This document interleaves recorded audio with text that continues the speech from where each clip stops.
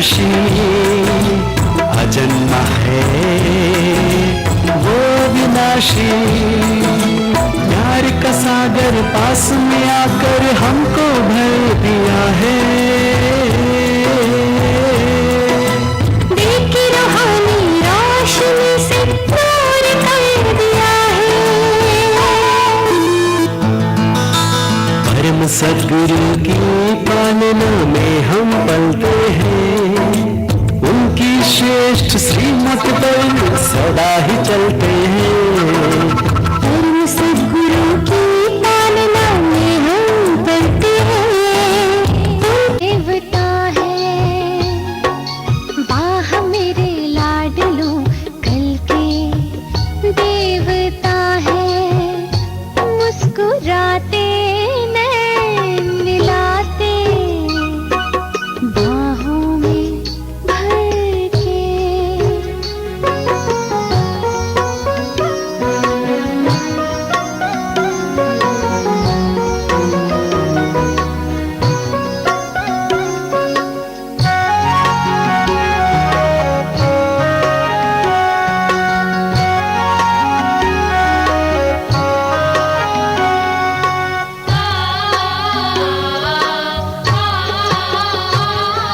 स्वर्णिम युग का सुंदर नजारा नैनों में छाया है। स्वर्णिम युग का सुंदर नजारा नैनों में छाया है। जैसे सुख सावन मन में आया है। जैसे सुख सावन मन में आया है। खुशियों में तन मन झूमे उमंगे भर के। उड़ो बाबा संग गगन में फरिश्ते बन के। जग की सारी उलझन वाली बातों को तज के। उड़ो बाबा संग गगन में फरिश्ते बन के। उड़ो बाबा संग गगन में फरिश्ते बन के। उड़ो बाबा संग गगन में फरिश्ते बन के।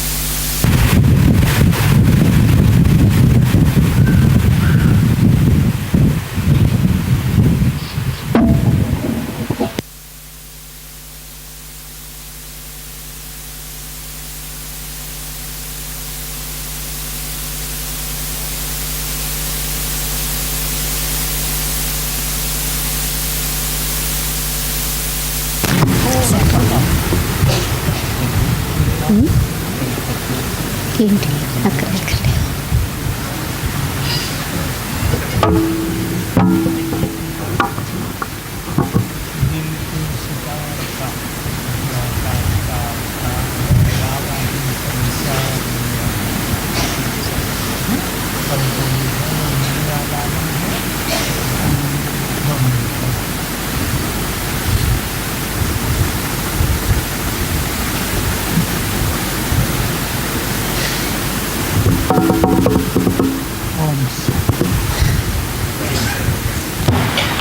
ओम शांति। एक प्रश्न है सभी से, ऊपर कर लो तो। योग किस किस का अच्छा लग रहा है? అందరినీ ఒక ప్రశ్న అడుగుతున్నారు. యోగం ఎవరెవరికి మంచిగా అనిపిస్తోంది? చేయొద్దండి. सबका अच्छा लग रहा है? అందరికీ మంచిగా అనిపిస్తుందా? जिनका अच्छा नहीं लग रहा है, ఎవరికి మంచిగా అనిపించట్లేదో వాళ్ళు చేయొద్దండి. नहीं बहुतों का अच्छा नहीं लग रहा था. చాలా మందికి लज्जा आती होगी ने. చాలా మందికి कौन कौन आप में से श्रेष्ठ योगी बनना चाहते हैं? యోగం మంచిగా అనిపించి ఉండకపోవచ్చు కదా, సిగ్గుపడి చేయట్లేదేమో, అంటే యోగం కుదరట్లేదేమో. ఎవరెవరు శ్రేష్టమైన యోగిగా అవ్వాలనుకుంటున్నారు? कोई नहीं चाहता.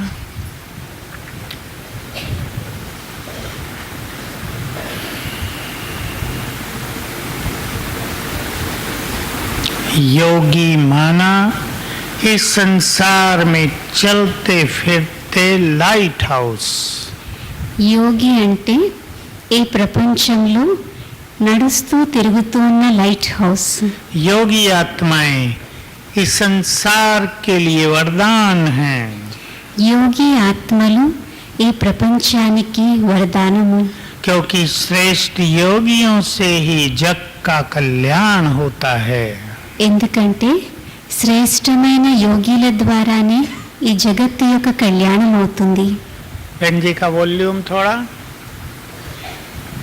तो अब हम पहले योग पर चर्चा करेंगे, ఇప్పుడు योग మనం अभ्यास करेंगे और फिर आधा घंटा पावरफुल योग करेंगे.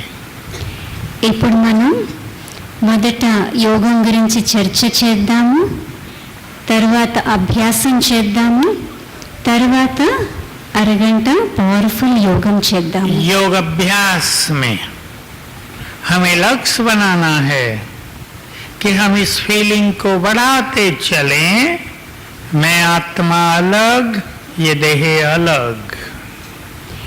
యోగ అభ్యాసంలో ఈ ఫీలింగ్ని మనం పెంచుకోవాలి. నేను ఆత్మ వేరు, ఈ శరీరం వేరు. दोनों अलग अलग हैं, बिल्कुल अलग, डिटैच. जैसे कि ऐसे शरीर ये वस्त्र है हमारा, हमने सतयुग से अब तक कितने ही लिए और छोड़े हैं. పూర్తిగా వేరుగా భావించాలి. ఈ శరీరం ఒక వస్త్రం లాంటిది.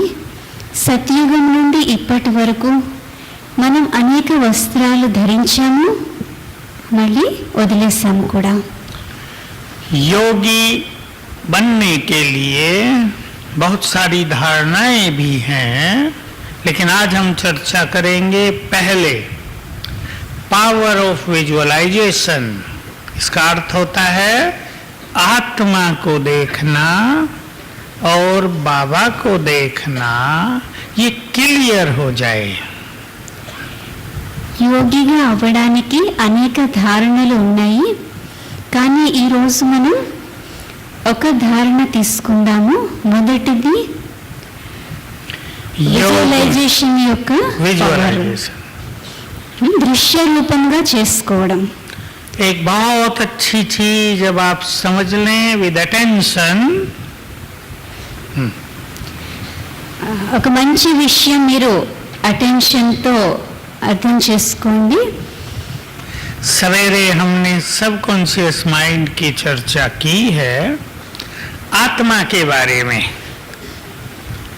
5 आत्मा के 7 क्वालिटी है ना, उनमें से पहले हम 3 लेंगे, 5 लेंगे, फिर 7 लेंगे.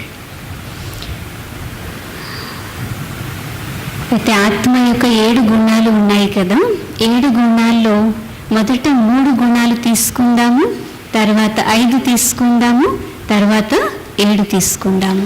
कैसे लेंगे? सभी ये सोचते हैं ना मैं आत्मा शांत स्वरूप हूँ, कह देते हैं, लेकिन शांति का अनुभव नहीं होता. నేను ఆత్మను శాంతి స్వరూపాన్ని అంటారు అందరూ, కానీ ఆ శాంతి యొక్క అనుభూతి అవ్వదు. मैं आत्मा सुख स्वरूप हूँ, पर बहुतों के जीवन में सुख आता नहीं। నేను ఆత్మ సుఖ స్వరూపాన్ని అంటారు, కానీ చాలా మంది జీవితంలో సుఖం ఉండదు. अब हम क्या करेंगे? आत्मा को देखेंगे और संकल्प करेंगे, मैं आत्मा बहुत सुखी हूँ. ఇప్పుడు మనందరం ఏం చేద్దామంటే ఆత్మని చూద్దాము, సంకల్పం చేద్దాము, నేను ఆత్మ చాలా సుఖీగా ఉన్నాను, बहुत सुखी हूँ, स्वीकार करेंगे. చాలా సుఖీగా ఉన్నాను, స్వీకరించండి. जिस चीज को हमारा अंतर मन स्वीकार कर लेता है वही हम बन जाते हैं. ఏ విషయాన్నైతే మన అంతర్మనస్సు స్వీకరిస్తుందో మనం ఆ విధంగా తయారైపోతాము. सभी टीचर बहने बहुत ध्यान दें, सबको सिखाना है. मैं आत्मा सुख स्वरूप हूँ, शांत स्वरूप हूँ, ये तो बहुत हो गया. अब मैं आत्मा बहुत सुखी हूँ, मैं आत्मा संपूर्ण शांत हूँ, मेरा चित्त शांत है, मैं पूरी तरह से पवित्र हूँ. स्वीकार करेंगे, स्वीकार कराओ. मैं एब्सोल्युटली प्योर हूँ, सुप्रीमली प्योर हूँ. నేను సుఖ స్వరూపాన్ని, నేను శాంతి స్వరూపాన్ని, ఇలాంటి విషయాలు చాలా చెప్తాము, కానీ పూర్తిగా నేను శాంత స్వరూపాన్ని, సుఖ స్వరూపాన్ని, పవిత్ర స్వరూపాన్ని, పూర్తి ప్యూర్ స్వరూపంలో ఉన్నాను, ఇది స్వీకరించండి. मैं बहुत शक्तिशाली हूँ. నేను చాలా శక్తిశాలిని, स्वीकार करेंगे. స్వీకరిందాం. केवल कहेंगे नहीं. కేవలం అనద్దు. समझ रहे हैं सभी? అర్థమవుతుంది కదా అందరికీ? फ्रेंड्स, డిఫరెన్స్ అర్థమవుతుంది కదా? कहना नहीं है, स्वीकार करना है. కేవలం అనడం కాదు, స్వీకరించాలి. योग को सफल करने के लिए सभी भाई बहनें 10 मिनट सवेरे, 10 मिनट शाम, रात को कभी भी विजुअलाइजेशन की प्रैक्टिस करेंगे. యోగాన్ని సఫలం చేసుకోవడం కోసం అన్నయ్యలు అక్కయ్యలు అందరూ కూడా ఉదయం 10 నిమిషాలు, సాయంత్రం 10 నిమిషాలు దృశ్య రూపాన్ని చూడడం, విజువలైజేషన్ యొక్క ప్రాక్టీస్ చేయాలి. हमारे पास 2 शक्तियां हैं, मन और बुद्धि. हम दोनों को यूज करेंगे. మన దగ్గర 2 శక్తులు ఉన్నాయి, మనస్సు మరియు బుద్ధి. మనం ఈ రెండింటిని ఉపయోగిస్తాము. मैं आत्मा शांत हूँ. నేను ఆత్మ శాంతి స్వరూపాన్ని. बाबा शांति के सागर हैं. బాబా శాంతి సాగరుడు. एक संकल्प के सहित विजुअलाइजेशन. ఒక సంకల్ప సహితంగా దృశ్య రూపం చూడండి. एक चीज नहीं, दोनों साथ साथ, संकल्प और विजुअलाइजेशन. ఒకటి చేయొద్దు, 2 వెనువెంట చేయండి. సంకల్పము చేయాలి, దృశ్యము చూడాలి. तो 10 सेकंड आत्मा को विजुअलाइज करेंगे, 10 सेकंड से बाबा को, 10 सेकंड आत्मा, 10 सेकंड बाबा. ये ड्रिल 10 मिनट करेंगे. कंसंट्रेशन बहुत बढ़ जाएगी. अगर आप 21 डेज कर लेते हैं, 10 minutes morning, 10 minutes night evening, तो कंसंट्रेशन बहुत बढ़ जाएगी. 10 సెకండ్లు ఆత్మని చూడండి, 10 సెకండ్లు బాబాని చూడండి, మళ్ళీ 10 సెకండ్లు ఆత్మని చూడండి, మళ్ళీ బాబాని చూడండి. ఇలా డ్రిల్ ప్రతిరోజు ఉదయం 10 నిమిషాలు, సాయంత్రం 10 నిమిషాలు చేసినట్లయితే కాన్సంట్రేషన్ పవర్, ఏకాగ్రత శక్తి చాలా పెరుగుతుంది. अब सभी 5 मिनट ये प्रैक्टिस करेंगे. ఇప్పుడు అందరూ 5 నిమిషాలు ఈ ప్రాక్టీస్ చేద్దాము. एक्सेप्टेंस, एक्सेप्टेंस स्वीकार करेंगे और विजुअलाइज करेंगे. స్వీకరించండి మరియు దృశ్యాన్ని చూడండి. विजुअलाइज करें सभी आत्मा को भ्रकुटी के मध्य में। मैं चमकती हुई ज्योति भ्रकुटी की कुटिया में। అందరూ దృశ్యం చూడండి. నేను ఆత్మను, జ్యోతిని భ్రకుటి యొక్క కుటీరం మధ్యలో ఉన్నాను. मैं पीसफुल हूँ, मुझसे चारों ओर शांति की किरणें फैल रही हैं। నేను శాంతిగా ఉన్నాను. నా నుండి నలువైపులా శాంతి యొక్క కిరణాలు వ్యాపిస్తున్నాయి.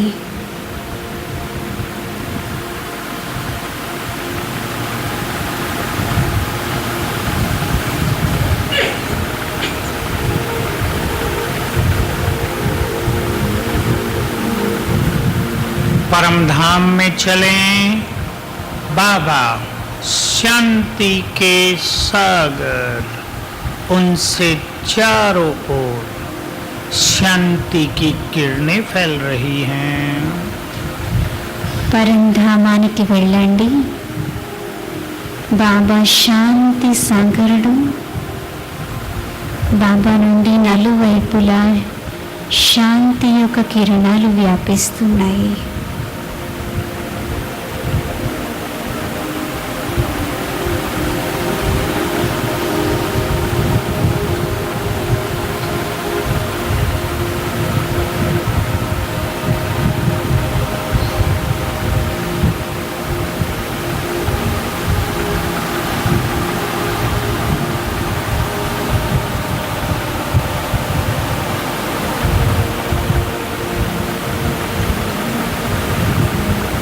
फिर से आत्मा को देखें। मैं चमकती हुई मणि शांत हूँ। మళ్ళీ ఆత్మని చూడండి. నేను మెరుస్తున్న మణిని, శాంతిగా ఉన్నాను. मेरा चित्त शांत है। నా చిత్తము శాంతిగా ఉంది.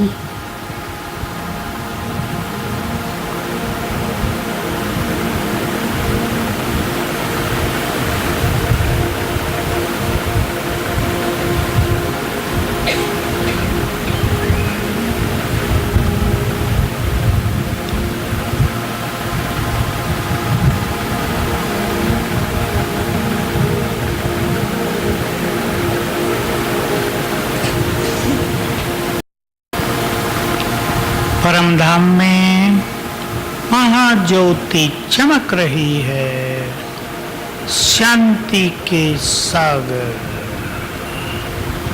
పరంధామంలో మహాజ్యోతి మెరుస్తుంది. శాంతి యొక్క సాగరుడు.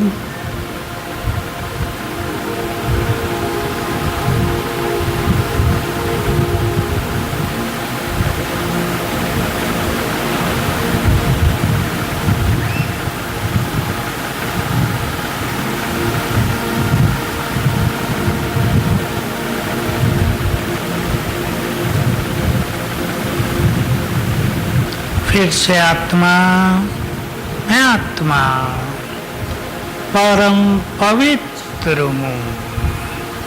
मैं संपूर्ण पवित्र हूँ। मुझसे चारों ओर पवित्रता की गोल्डन किरणें फैल रही हैं। మళ్ళీ ఆత్మని చూడండి.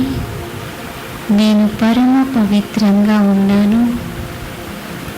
నా నుండి నలువైపులా పవిత్రత యొక్క కిరణాలు వ్యాపిస్తున్నాయి.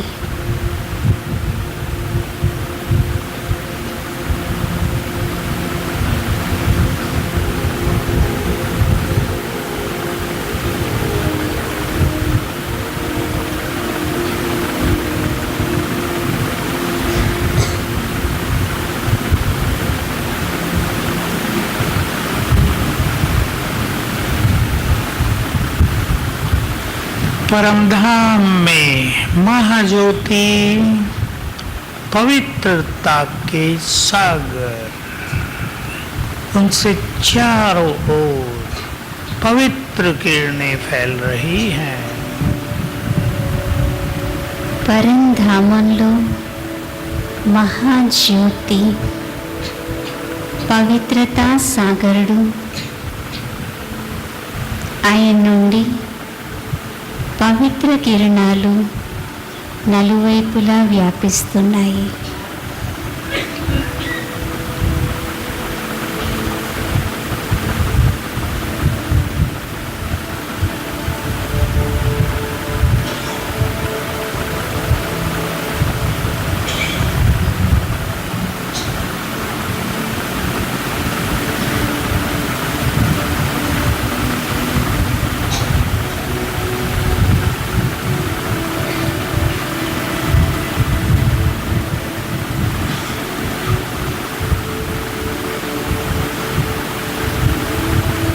फिर से मैं आत्मा,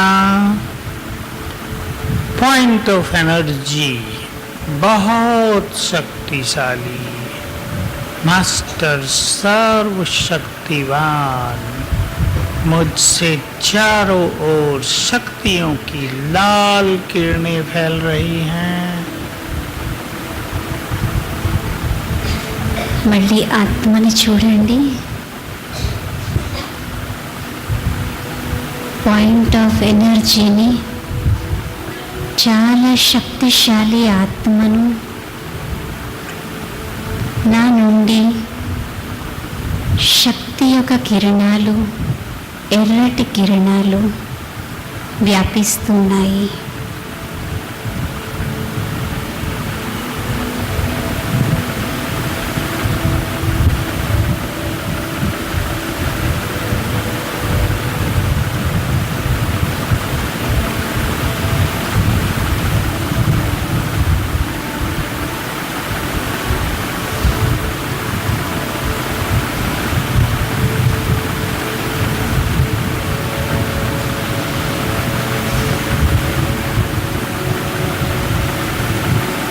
परमधाम में सर्वशक्तिवान, उनकी शक्तियों की किरणें जैसे कि सारे ब्रह्मलोक में फैल रही हैं।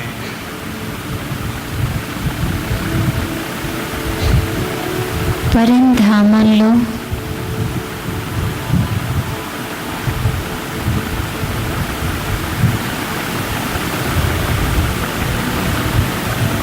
సర్వశక్తివంతుడి యొక్క కిరణాలు మొత్తం బ్రహ్మలోకం అంతా వ్యాపిస్తున్నాయి.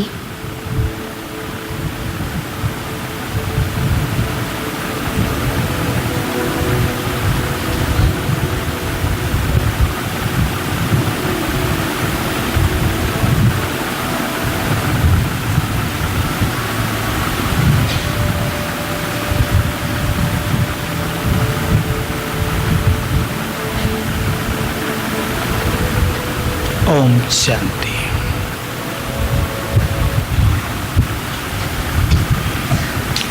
जब हम बाबा को विजुअलाइज करते हैं तो हम बाबा से जुड़ जाते हैं, हमारा कनेक्शन हो जाता है और उसकी संपूर्ण एनर्जी हम में आने लगती है। इसलिए हमें उससे कुछ मांगने की जरूरत नहीं। ఎప్పుడైతే మనం బాబాని చూస్తామో, అంటే ఆ దృశ్యాన్ని చూస్తామో, బాబా యొక్క సంపూర్ణ శక్తి అంతా మనకి వస్తుంది. బాబాని ఇంకేమీ అడగవలసిన అవసరం లేదు. ऐसे तो योग बहुत सिंपल है, आत्मा समझ बाबा को याद करो, परंतु यही योग संसार की सबसे गुह्य विद्या है। మామూలుగా యోగం అయితే చాలా సహజమైనది, ఆత్మగా భావించి బాబాని జ్ఞాపకం చేయడము. కానీ ప్రపంచంలో అన్నిటికంటే గుహ్యమైన విద్య కూడా ఈ యోగమే. और कोई भी भाई बहन इस योग की गुह्यता को केवल अपने अनुभवों से ही जान सकता है, पढ़ने से नहीं।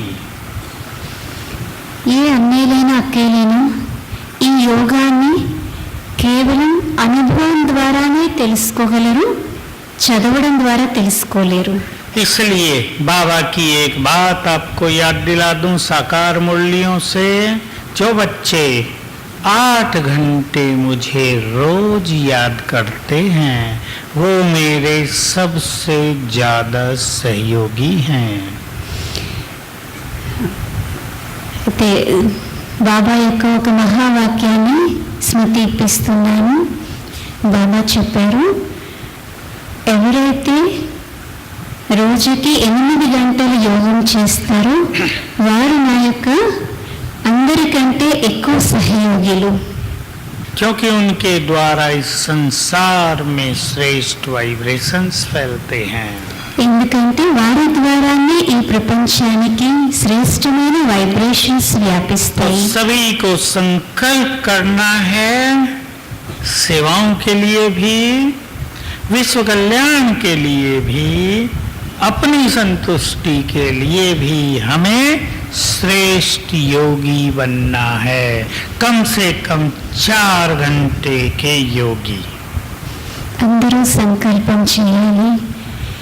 సేవల కోసం కానీ, విశ్వ కళ్యాణం కోసం కానీ, స్వయం యొక్క సంతుష్టత కోసం కానీ శ్రేష్ఠ యోగిగా అవ్వాలి. మనము తక్కువలో తక్కువ 4 గంటల యోగమైనా చేయాలి.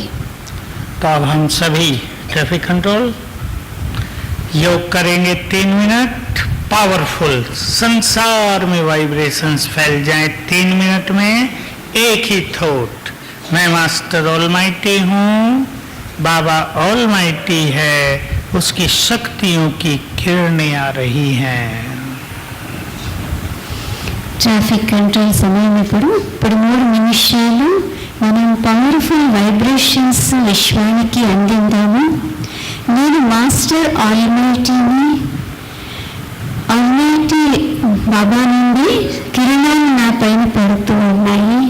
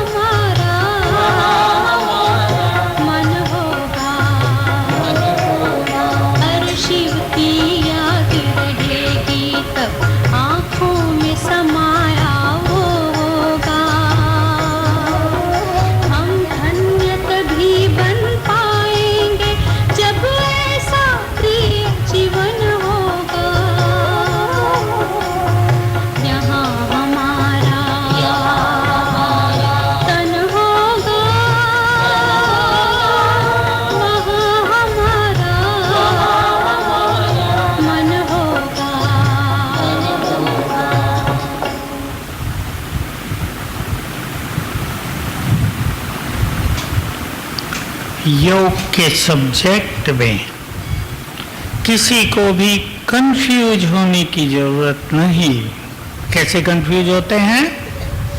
कभी सुनते हैं ब्रह्मा बाबा के तन में से बाबा को याद करो, कभी सुनते हैं परम धाम में जाकर याद करो, कभी और कोई बात सुन लेते हैं तो कई कंफ्यूज हो जाते हैं।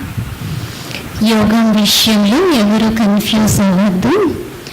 ఎప్పుడు కన్ఫ్యూజ్ అవుతారు అంటే ఒక్కోసారి చెప్తారు బ్రహ్మ బాబా తనువులో శివ్ బాబాని జ్ఞాపకం చేయండి అని, ఒక్కోసారి చెప్తారు పరంధామంలో శివ్ బాబాని జ్ఞాపకం చేయండి అని, ఒక్కొక్కసారి ఇంకా వింటారు.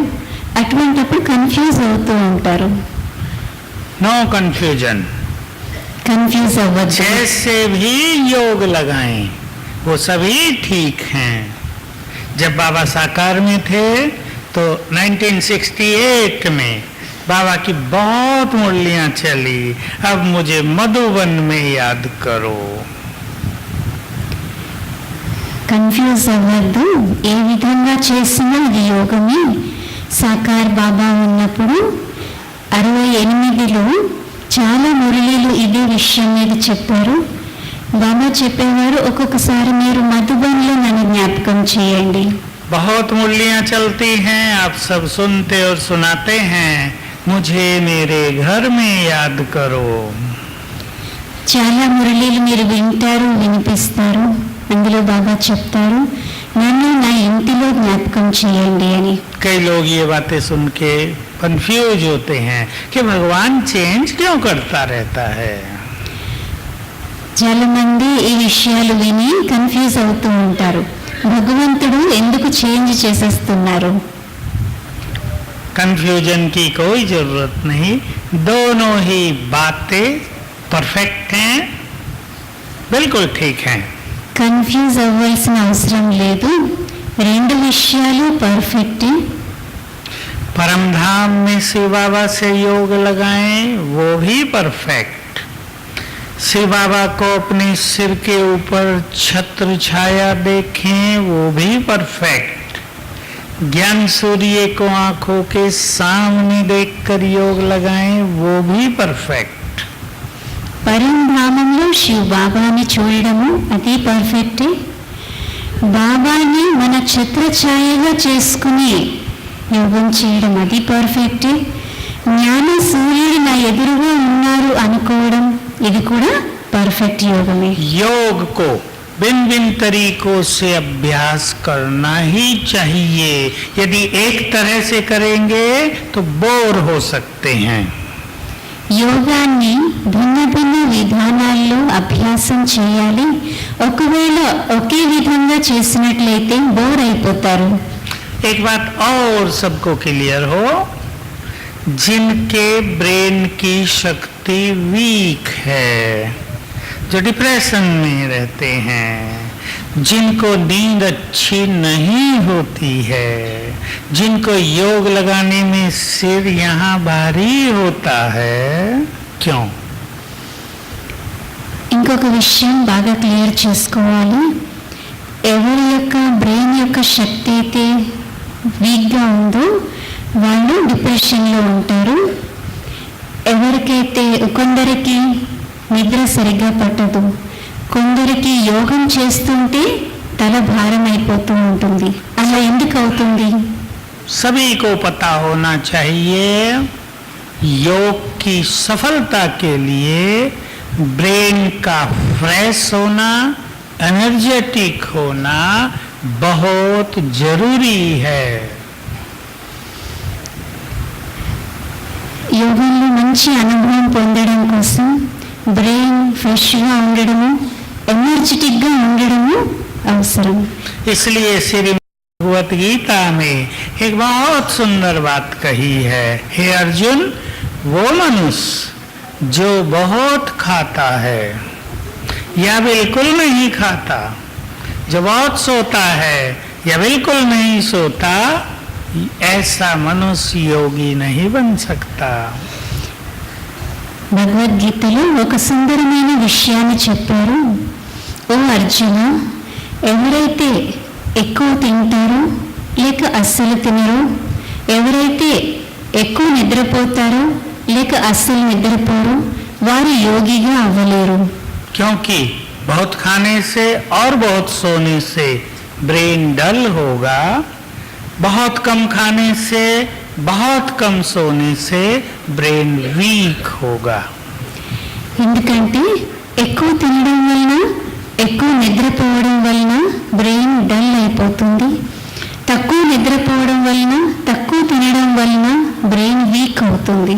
इसलिए बैलेंस्ड डाइट और स्लीप योगी के लिए परम आवश्यक है. అందుచేత యోగికి బ్యాలెన్స్డ్ డైట్ మరియు నిద్ర చాలా అవసరం. क्लियर है? ఇది క్లియర్ అయింది కదా అందరికీ? जिनको ब्रेन पर स्ट्रेन पड़ता है योग में, जिनको सिर भारी होता है योग में, वो कुछ समय के लिए परम धाम में बुद्धि को ले जाना छोड़ दें. बाबा मेरे सामने है या सिर के ऊपर है, ये अभ्यास करें. ఎవరికైతే బ్రెయిన్కి స్ట్రెయిన్ వస్తుందో, యోగం చేసేటప్పుడు తల భారం అవుతుందో వారు కొంత సమయము పరంధామానికి వెళ్ళి యోగం చేయడం ఆపి బాబాని ఎదురుగా తెచ్చుకోండి, లేక బాబాని ఛత్ర ఛాయగా చేసుకుని యోగం చేయండి. क्योंकि अगर ब्रेन वीक है तो बुद्धि को ऊपर ले जाना इम्पॉसिबल हो जाएगा. इसलिए उसको लाइट कर दें, बाबा ही नीचे है. ఎందుకంటే ఎవరికైతే బ్రెయిన్ వీక్గా ఉందో వారు పైకి తీసుకువెళ్ళడము కష్టమవుతుంది. అందుచేత లైట్ అయిపోండి, కొద్ది సమయం కోసం బాబాని ఎదురుగా తెచ్చుకోండి. और सभी को याद रखना है, स्वमान की प्रैक्टिस से हमारा ब्रेन भी पावरफुल बन जाता है. అందరూ జ్ఞాపకం ఉంచుకోండి, స్వమానం యొక్క అభ్యాసం చేయడం వలన మన బ్రెయిన్ పవర్ఫుల్గా అవుతుంది. एक बहुत सुंदर अभ्यास सभी योग में किया करें और वो है बाप दादा का आह्वान. इसलिए अपने घरों में सभी को 5 बार बाबा का आह्वान अवश्य करना है. ఒక సుందరమైనటువంటి అభ్యాసం యోగంలో అందరూ చేయండి, బాబాని ఆహ్వానించడము. ప్రతి ఒక్కరూ కూడా మీ ఇంటిలో రోజుకి 5 సార్లునే బాబాని ఆహ్వానించండి. बाबा का ये महावाक्य है, आप सबने बहुत बार सुना होगा, भगवान के बच्चे बुलाएं और बाप ना आए ये हो नहीं सकता. బాబా యొక్క మహావాక్యం ఇది. భగవంతుని యొక్క పిల్లలు పిలిస్తే బాబా రాకపోవడం అనేది జరగదు. इसलिए इस सुंदर अपॉर्चुनिटी का सभी फायदा उठाएंगे कि इस समय बाबा मेरा है, वो मेरे लिए है और हर समय वो मुझे मदद देने को तैयार है. ఈ సుందరమైన అవకాశం యొక్క లాభాన్ని అందరూ పొందండి. బాబా నావారు, నా కోసమే ఉన్నారు. ఈ సమయంలో 1000 भुजाओं सहित मदद देने को तैयार है. 1000 భుజాలతో సహాయం చేయడానికి బాబా తయారుగా ఉన్నారు. इसलिए एक सिंपल सी बात मैं आपको कहूँगा, उसको संभालें, अपने अंदर लिख भी लें. जीवन के इस युद्ध में, जीवन के इस संग्राम में अकेले युद्ध न करें. सर्वशक्तिवान साथी बनता है, चाहे उसे अपना फ्रेंड बना लें, साथी समझें, तो उसकी मदद, उसकी शक्तियां मिलती रहेंगी. ఈ విషయాన్ని అందరూ స్వీకరించండి, అలాగే రాసుకోండి కూడా. జీవిత సంగ్రామాన్ని ఒంటరిగా పోరాడద్దు, సర్వశక్తివంతుణ్ణి మీ సాథీగా చేసుకోండి, ఫ్రెండ్గా చేసుకోండి. అప్పుడు సర్వశక్తివంతుడి యొక్క సర్వశక్తులు మీకు సహాయపడతాయి. चलें अभी बाबा का आह्वान करेंगे, रेड लाइट, और सभी अपने घर में या अपने पास अपने सेंटर में बाबा को बुलाया करेंगे। ఇప్పుడందరూ బాబాని ఆహ్వానిద్దాము. అందరూ మీ ఇంటికి కానీ లేక మీ సెంటర్కి కానీ బాబాని ఆహ్వానించండి. बुद्धि ले चलें परम धाम में और शिव बाबा को निमंत्रण दें. బుద్ధిని పరంధామానికి తీసుకువెళ్ళండి. శివ బాబాని ఆహ్వానించండి. हे खुदा दोस्त, हे सर्वशक्तिवान, प्यार के सागर, हम आपके प्यारे बच्चे नीचे आपका आह्वान कर रहे हैं. ఓ ఖుదా దోస్త్, మేము మీ యొక్క ప్రియమైనటువంటి సంతానము. మేము మిమ్మల్ని కిందకి ఆహ్వానిస్తున్నాము. अपना धाम छोड़कर हमारे पास आ जाओ. మీ ధామాన్ని వదిలి మా దగ్గరికి రండి.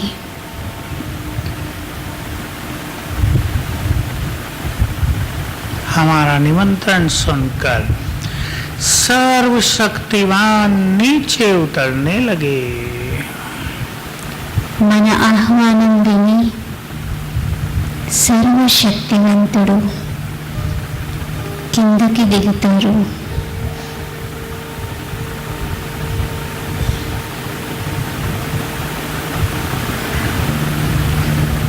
सूक्ष्म लोक में आ गए, ब्रह्मा के तन में प्रवेश किया.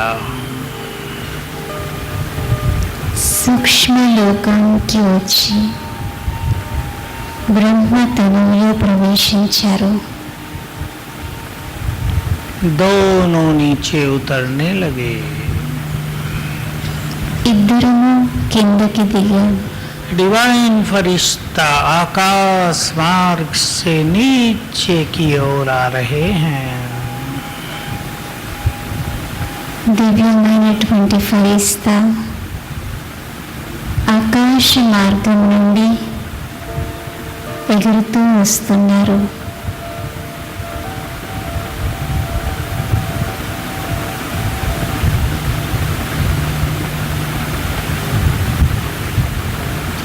आ गए हमारे सामने. మన ఎదురుగా వచ్చేశారు. दृष्टि दे रहे हैं.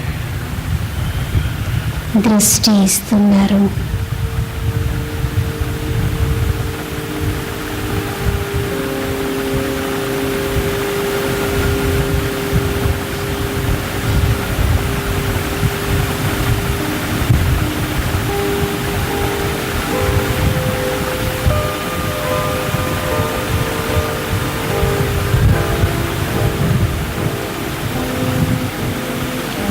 मस्तक में ज्ञान सूर्य चमक रहे हैं. మస్తకంలో జ్ఞాన సూర్యుడు మెరుస్తూ ఉన్నారు.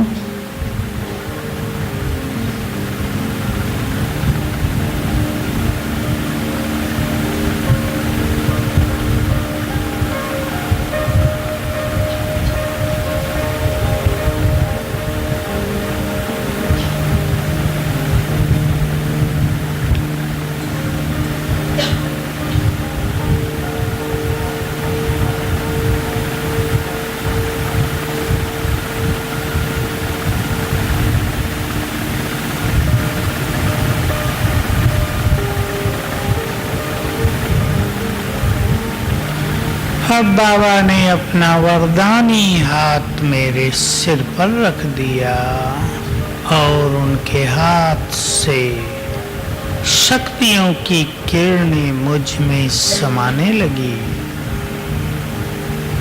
బాబా తన వరదాని చేతిని నా తలపై ఉంచారు. బాబా యొక్క శక్తి నాలో ఇమిడిపోయింది.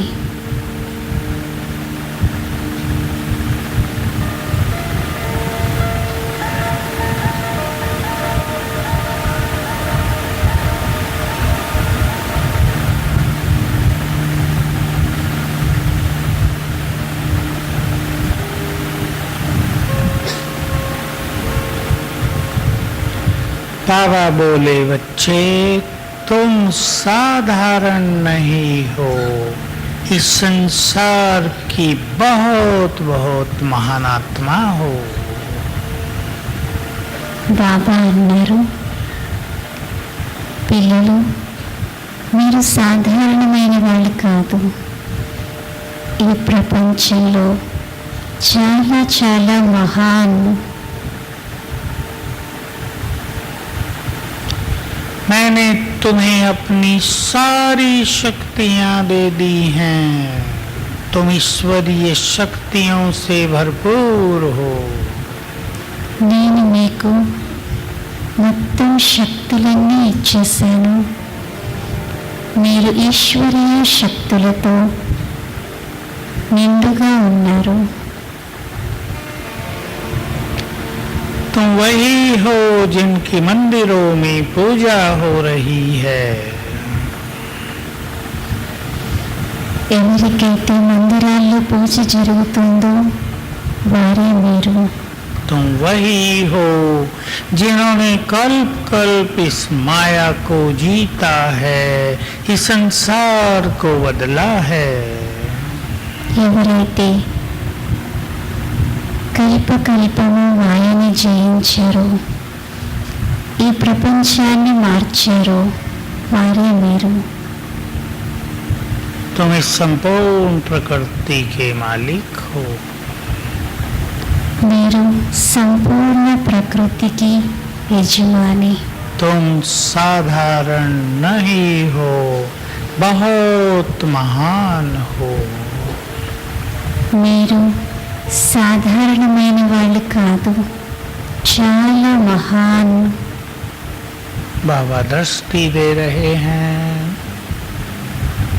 బాబా దృష్టి ఇస్తున్నారు.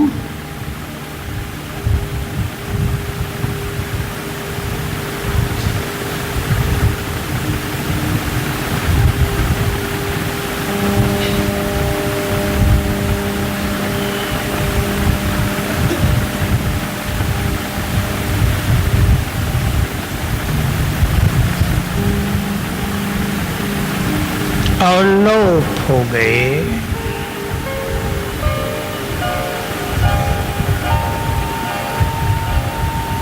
ओम शांति।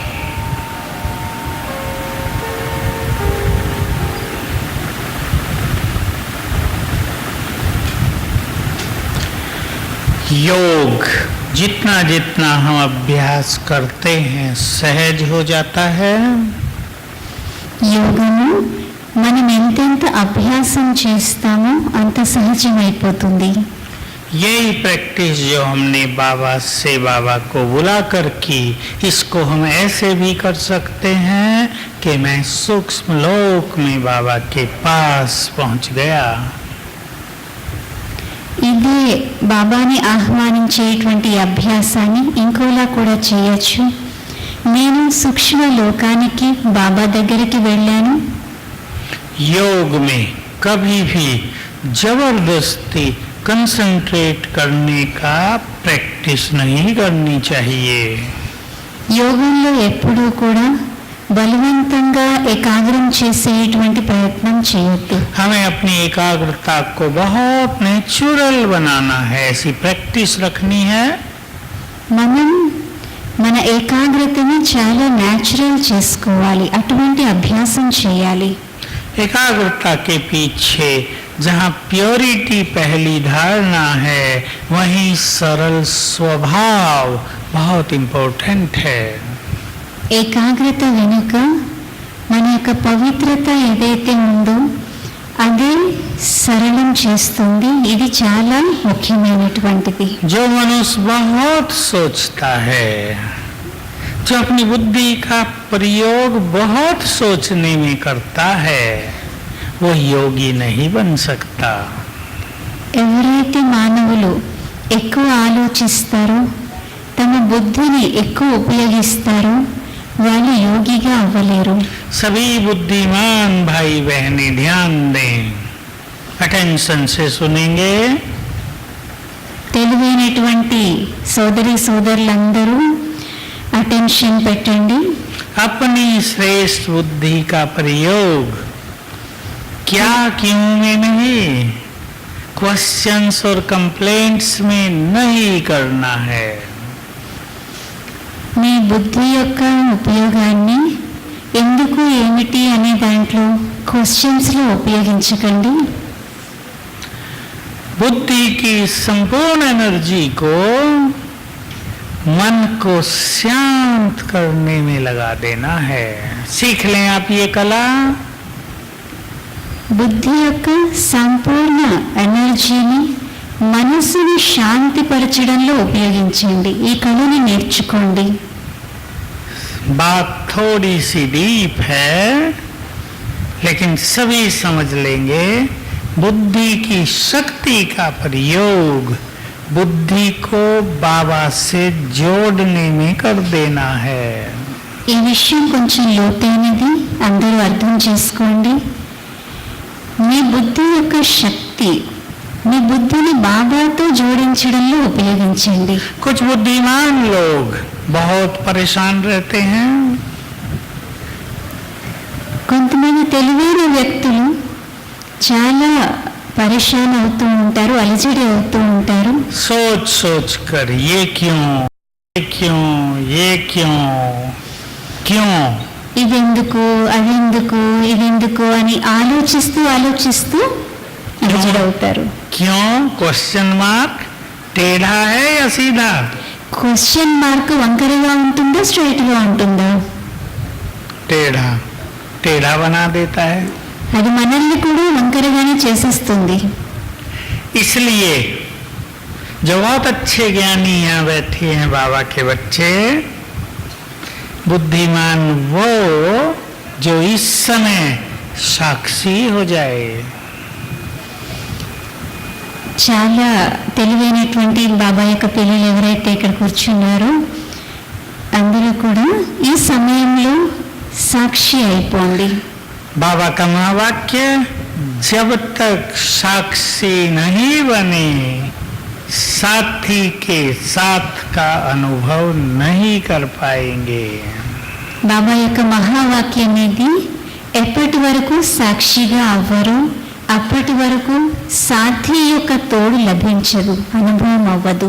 साक्षी, ये संसार का खेल बिल्कुल एक्यूरेट चल रहा है, नो क्वेश्चन। ఈ ప్రపంచం యొక్క ఆట పూర్తి యాక్యురేట్ గా జరుగుతుంది, క్వశ్చన్ ఏమీ లేదు. इस संसार में वही हो रहा है जो कल पहले हुआ था, नथिंग न्यू। కల్ప పూర్వం ఏదైతే జరిగిందో అదే ఈ ప్రపంచంలో ఇప్పుడు జరుగుతుంది, ఇదేమీ కొత్తది కాదు. सबसे इम्पोर्टेंट, इस संसार में जो कुछ हो रहा है वही सत्य है। అన్నిటికంటే ఇంపార్టెంట్ విషయం, ఈ ప్రపంచంలో ఏదైతే జరుగుతుందో అదే సత్యం. अब वही होना है, ఇప్పుడు అదే జరుగుతుంది. अब वो नहीं होगा जो मनुष्य चाहेगा, अब वो होगा जो या तो बाबा चाहेगा या ड्रामा चाहेगा। ఇప్పుడు మానవులు ఏదైతే కోరుకుంటున్నారో అది జరగదు. ఏం జరుగుతుంది అంటే బాబా ఏదైతే కోరుకుంటున్నారో లేక డ్రామా ఏదైతే కోరుకుంటుందో అదే జరుగుతుంది. कल हम इस पर डिटेल क्लास करेंगे। सबको हल्के होना है, अपने को बिल्कुल हल्का कर दें, सब कुछ समर्पित, सब तेरा, मन के बोझ तेरे। రేపు మనం ఈ విషయం గురించి ఇంకా డీటెయిల్గా క్లాస్ చేసుకుందాము. అందరూ తేలికగా అయిపోవాలి, పూర్తి తేలిక అయిపోవాలి, బరువంతా తొలగిపోవాలి.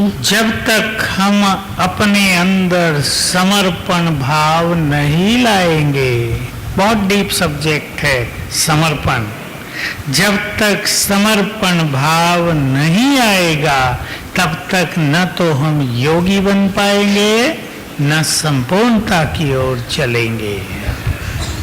ఎప్పటి వరకు మనం సమర్పణ అవ్వము, సమర్పణ భావాన్ని తీసుకురాము మనలో, అప్పటి వరకు మనం యోగిగా అవ్వలేము, इसलिए बाबा का एक महावाक्य जो स्थूल में भी समर्पित है, भाई बहने नोट कर लें, संपूर्ण समर्पणता ही संपूर्णता है। నోట్ చేసుకోండి అందరూ, సంపూర్ణ సమర్పణయే సంపూర్ణత। दूसरा सुंदर महावाक्य, जिस क्षण तुम संपूर्ण समर्पित हो जाते हो उसी क्षण संपूर्ण बन जाते हो। రెండవ మహావాక్యము, ఏ క్షణమైతే మీరు సంపూర్ణ సమర్పణ అయిపోతారో ఆ క్షణమే మీరు సంపూర్ణమైపోతారు। इसलिए एक एक संकल्प भी ऐसा हो जो बाबा को समर्पित करने लायक हो। हमारा एक एक संकल्प ऐसा हो जो बाबा को प्रिय लगे। అందుచేత ఒక్కొక్క సంకల్పము మనది ఏ విధంగా ఉండాలి అంటే బాబాకి ప్రియమైనదిగా ఉండాలి, బాబాకి అర్పించేదిగా ఉండాలి। अपने कर्मों को भी बाबा को अर्पित करते चलना है। మన కర్మలను కూడా బాబాకి అర్పించి నడవాలి। पानी भी हम अर्पित करके पीना है, पानी भी अर्पित करके पीना है। మంచినీళ్ళు కూడా అర్పించే తాగాలి। जो पैसा मिलता है मास में रोज, उसको भी पहले बाबा को दे दो, लो तुम्हारा है, अब हम तुम्हारी ओर से खाएंगे। ఏదైతే ధనం సంపాదిస్తున్నారో ప్రతిరోజు కానీ లేదంటే నెలకి కానీ ఆ సంపాదించింది కూడా మొదట బాబాకి అర్పించండి। బాబా ఇది మీది, అర్పించిన తర్వాత మీది నేను తింటున్నాను అని తీసుకోవాలి। तो देह को अर्पित कर दो, क्या बच गई? आत्मा। आत्मा पहुंच जाएगी बाबा के पास। దేహాన్ని అర్పించేస్తే ఇంకా ఆత్మ మిగులుతుంది, ఆత్మ బాబా దగ్గరికి చేరుకుంటుంది। अभी आधा घंटा पावरफुल योग करेंगे। बहनें जिनको बैठना आ जाएं, दो इधर दो उधर। सभी योग के लिए अपने को तैयार करें। लाल लाइट। ఇప్పుడు ఒక అరగంట సేపు పవర్ఫుల్గా యోగం చేద్దాము। అందరూ స్వయాన్ని యోగం కోసం సిద్ధం చేసుకోండి।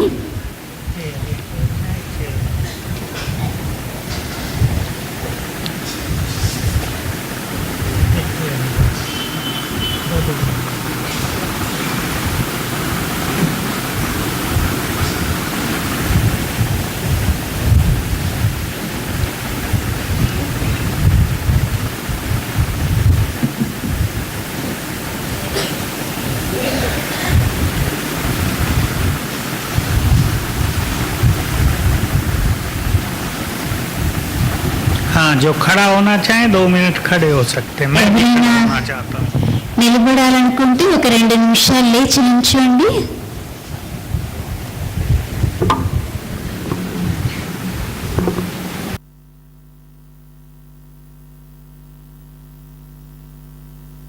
करें। मैं इस सृष्टि में सबसे महान आत्मा हूँ, पद्मा परम भाग्यवान हूँ। అందరూ సంకల్పం చేయండి,